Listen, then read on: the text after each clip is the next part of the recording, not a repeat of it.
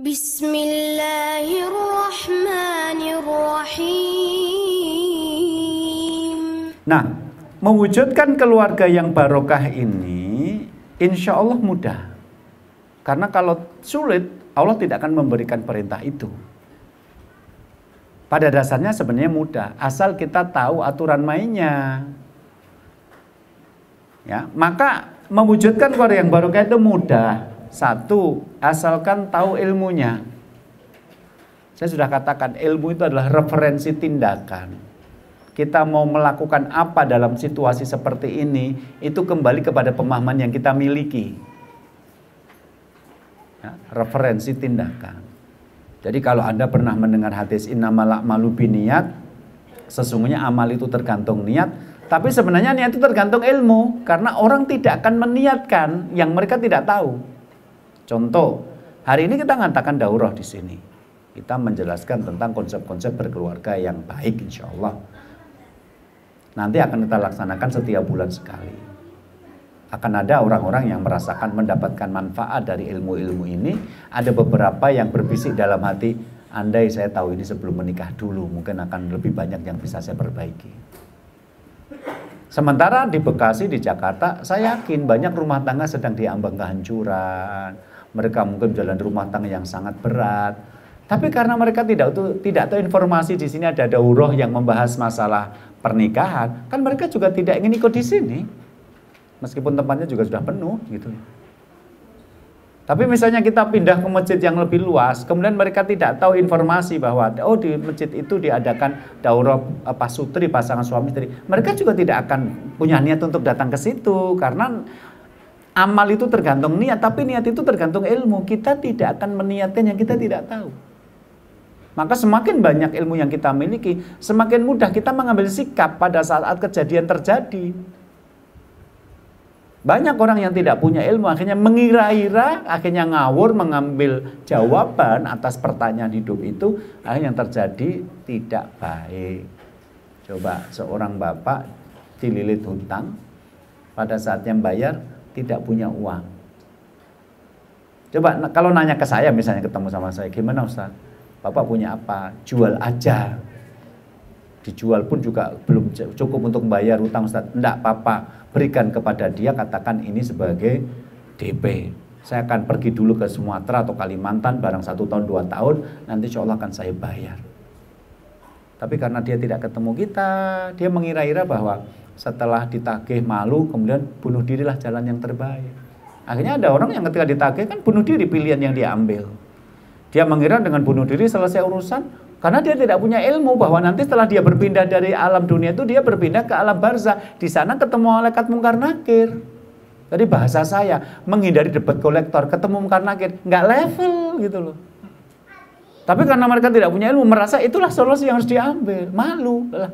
Kalau hanya sekedar malu, hari ini orang juga capek mikirin kita sampai berbulan-bulan. Malu cuma 1 hari 2 hari, nanti setelah 3 bulan juga kebal aja buka ini gitu loh.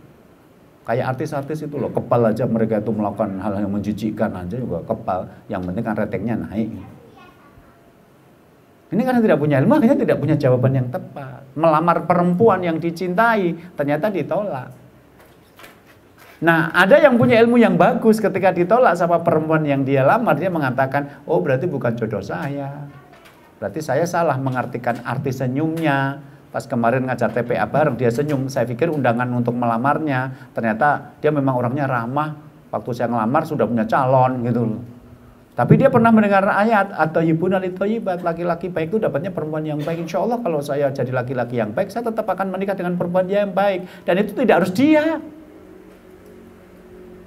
Tapi berapa banyak orang yang melamar perempuan yang dia cintai tolak, kemudian memilih untuk bunuh diri, memilih untuk murtad, mengikuti agama dari perempuan itu. Bahkan ada yang kemudian berhari-hari masuk kamar, tidak beraktivitas karena dia sedang down. Ada juga yang malah datang ke dukun untuk membalaskan rasa sakitnya. Sekarang tinggal kamu milih yang mana. Mau pergi ke dukun, ke kamar ngunci, bunuh diri, pindah agama, atau berkata seperti Salman Al-Farisi, seorang sahabat Nabi terkemuka yang ketika melamar seorang perempuan, ternyata perempuan itu malah memilih yang melamarkan, namanya Abu Darda. Jadi pada waktu itu Salman itu pendatang dari Persia, ketika dia juga kepada seorang perempuan dari Bani Laith, dia mencoba untuk meminta meminta Abu Darda untuk melamarkan. Ya wajar lah kalau kita masuk ke satu kampung, satu tradisi, satu adat, kemudian kita merasa tidak kenal, jangan-jangan sampai salah gitu loh. Minta tolong sama Abu Darda.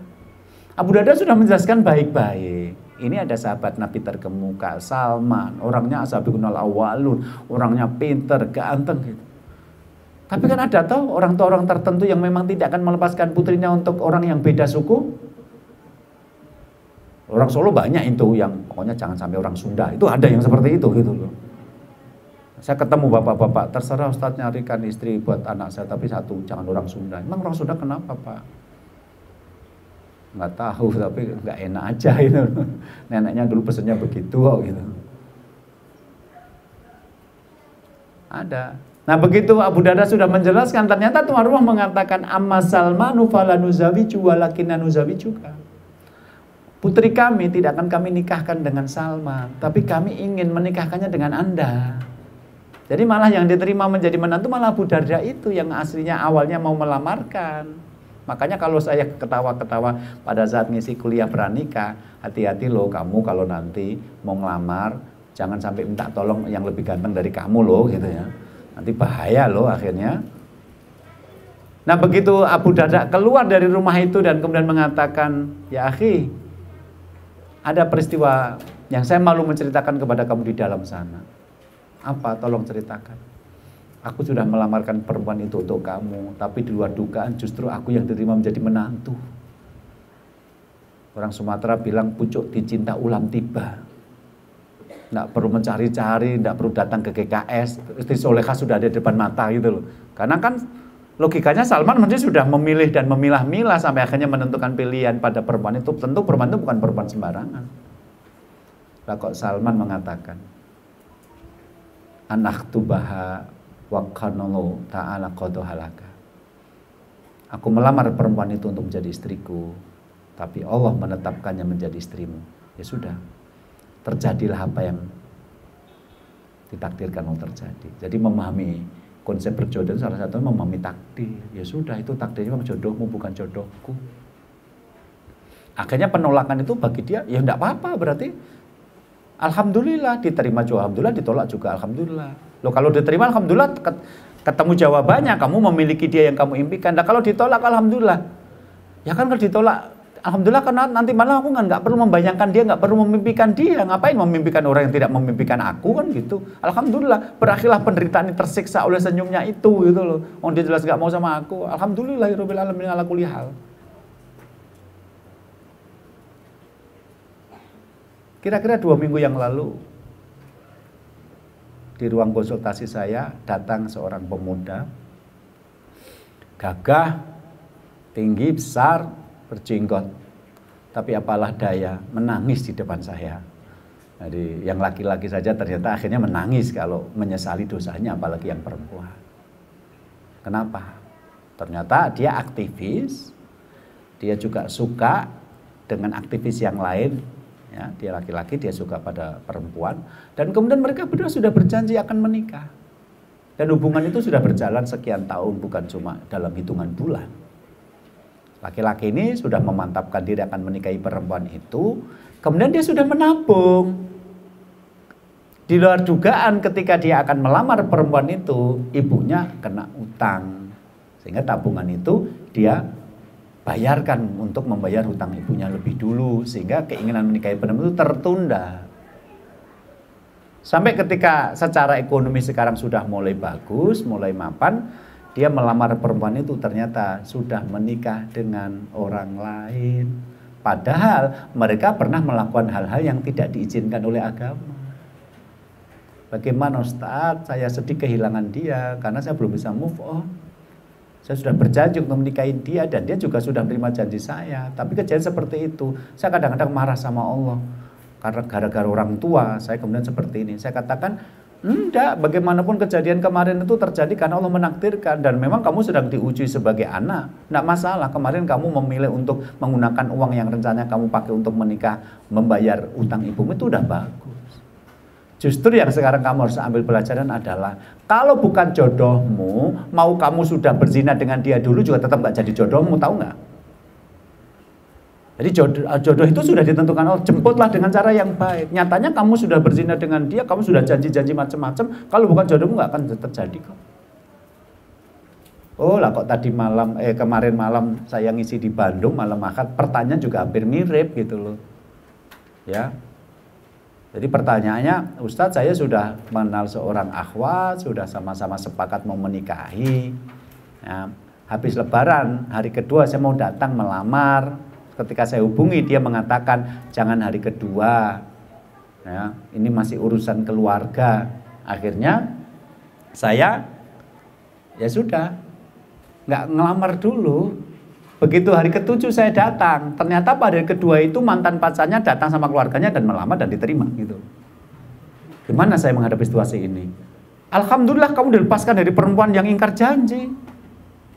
Yang nggak ingkar janji kan merpati, tapi masa kamu akan menikah dengan merpati sih gitu loh. Merpati nggak ingkar janji, tapi teman itu memperbuat. Jadi itu jauh lebih baik daripada dia sudah jadi istrimu, punya anak 4, kemudian ingin menggugat cerai hanya karena pengen kembali kepada mantannya. Saya menemukan kasus begini. Ini habis lebaran kayak gini tuh saya pusing, banyak rumah tangga yang bermasalah gara-gara reuni gitu loh. Nggak di Klaten, nggak di Pare Kediri, nggak di Solo, nggak di mana, apalagi Jakarta. Ternyata banyak rumah tangga kacau gara-gara reuni. Ustadz, sampai April istri saya baik-baik saja. Kami merencanakan bagaimana renovasi rumah bareng-bareng. Lah kok setelah reuni SMA, dia sekarang mau cerai saya. Anak saya melacak WA ibunya, malah menemukan janji-janji yang tidak baik. Laki-laki itu berjanji akan menceraikan istrinya, istri saya berjanji akan menggugat cerai saya dan kemudian mereka akan menikah. Itu sampai kemarin April kami tidak ada masalah. Saya dapat WA, Ustadz saya nikah 15 tahun dengan suami saya tidak ada masalah. Tapi kemarin habis reuni SMP, kok hati saya berdebar-debar ya. Itu yang tidak ada masalah, apalagi yang datang reuni membawa masalah. Makanya kalau saya bilang kalau yang baperan jangan reuni. Nanti yang reuni itu bolehnya adalah mereka yang sudah dapat kabar mantan SMA-nya itu udah mati. Itu boleh reuni kalau yang gitu loh. Karena kalau gitu kan nggak ada perasaan apa-apa gitu. Wallahu a'lam bishawab. Jadi tahu ilmunya, insya Allah tidak sulit kok. Syukran ya Rabbi, syukran, hadaita qalbi, syukran.